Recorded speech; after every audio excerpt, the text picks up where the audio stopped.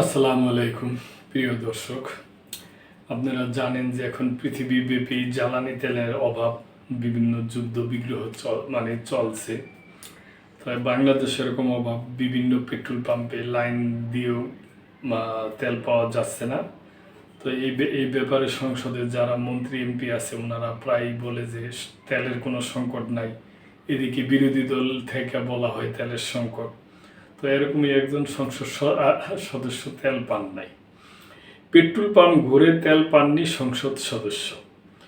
দেশে জ্বালানি সংকট নেই বলে জাতীয় সংসদে বিবৃতি দেওয়া হলেও তেলের পাম্পে গিয়ে তেল পাননি একজন সংসদ সদস্য। অন্য আরেকজন সংসদ সদস্য তার এলাকায় পেট্রোল পাম্পে তেল নেই, বাইরে বিক্রি হচ্ছে বলে সংসদকে জানিয়েছে। সোমবার ৭১ বিধিতে দাঁড়িয়ে এ তথ্য দেন জাতীয় সংসদে। ৭১ বিধিতে দাঁড়িয়ে জরুরি গুরুত্বপূর্ণ বিষয়ে বিদ্যুৎ খনিজ মন্ত্রী ইকবাল হাসান মাহমুদ টুকুর দৃষ্টি আকর্ষণ করে কুড়িগ্রাম ১ আসনের সংসদ সদস্য মোহাম্মদ আনোয়ারুল ইসলাম বলেন, আজ যদিও কথা জ্বালানি সংকট উঠেছে, আমি আজ নিজে ঢাকাতে পেট্রোল পাম্প ঘুরে এসেছি, আমি আমার গাড়ির জন্য তেল পাইনি। এজন্য আমি গুরুত্বপূর্ণ বিষয়ে দৃষ্টি আকর্ষণ করছি। ৭১ বিধিতে দাঁড়িয়ে জরুরি গুরুত্বপূর্ণ বিষয়ে মন্ত্রীর দৃষ্টি আকর্ষণ করেন সাতক্ষীরা ৪ আসনের সংসদ সদস্য জিএম নজরুল ইসলাম। মন্ত্রীর দৃষ্টি আকর্ষণ করে সংসদে তিনি জানান, তার নির্বাচনী এলাকায় পেট্রোল পাম্পগুলোতে পেট্রোল ও অকটেন পাওয়া যাচ্ছে না। তিনি অভিযোগ করেন, পাম্পে তেল না থাকলেও বাইরে বোতলে করে ঠিকই বেশি দামে তেল বিক্রি হচ্ছে। মোটরসাইকেল চালকরা বাধ্য হয়ে খোলা বাজার থেকে তেল কিনছেন, এতে করে সাধারণ মানুষ চরম হয়রানির শিকার হচ্ছে।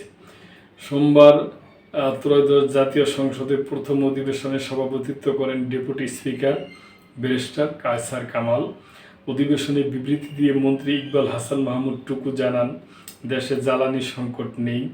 এর আগে পররাষ্ট্র প্রতিমন্ত্রী শামা ওবায়দও সংসদে জানিয়েছেন, দেশে জ্বালানি সংকট নেই।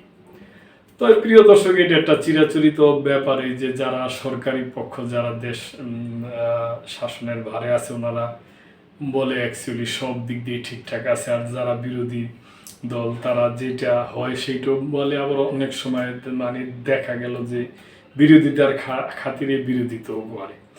এইটা কোনো বড় কোনো সমস্যা না। আমরা আশা করব যে যুদ্ধ বন্ধ হয়ে গেলে আল্লাহর রহমত আস্তে আস্তে ঠিক হয়ে যাবে। তো এই ব্যাপারে প্রিয় দর্শক, আপনাদের যদি কোনো মন্তব্য থাকে অবশ্যই করবেন, এবং লাইক শেয়ার কমেন্ট করে সাবস্ক্রাইব করে মেম্বারশিপ নিয়ে চ্যানেলটির পাশেই থাকবেন। আল্লাহ হাফেজ।